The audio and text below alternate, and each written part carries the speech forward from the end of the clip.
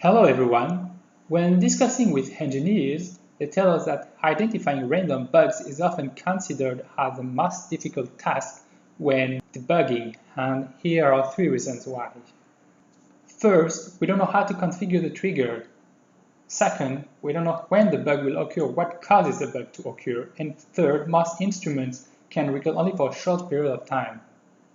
As a consequence, it makes it even more difficult to catch this kind of bugs.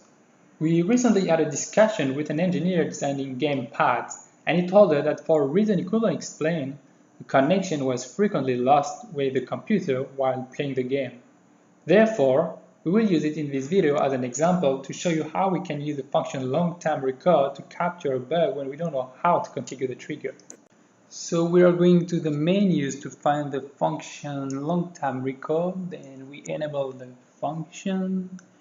We have to wait a bit for the computer to check the performances of our computer. Then we have to configure the long-term record function, the parameters of the function, such as the number of channels we want to use, the sample rate, or the duration of the acquisition.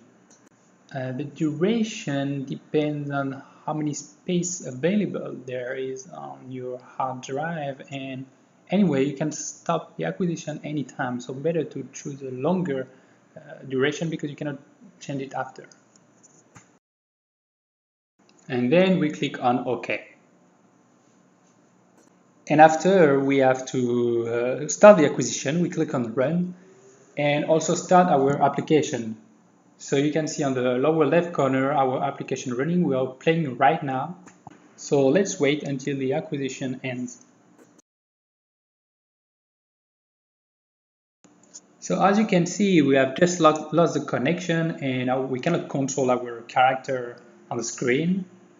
What we have to do now is to add a USB protocol decoder and see whether there are some interesting packets that have been captured. We keep the default settings since we connected our gamepad to the channels A0, A1, and we click on OK.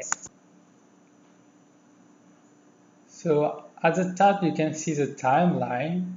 It is helpful to navigate through our data, so you can click on it to navigate at different point of time.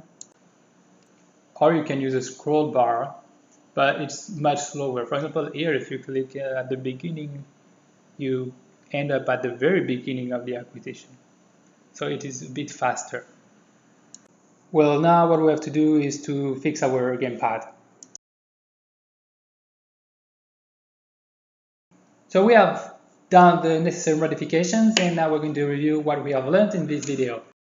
First, we configure the long-term record function to capture the signals coming from our gamepad. Second, we stop the acquisition when the bug occurred. And third, we looked at the last packets to find out what caused the bug.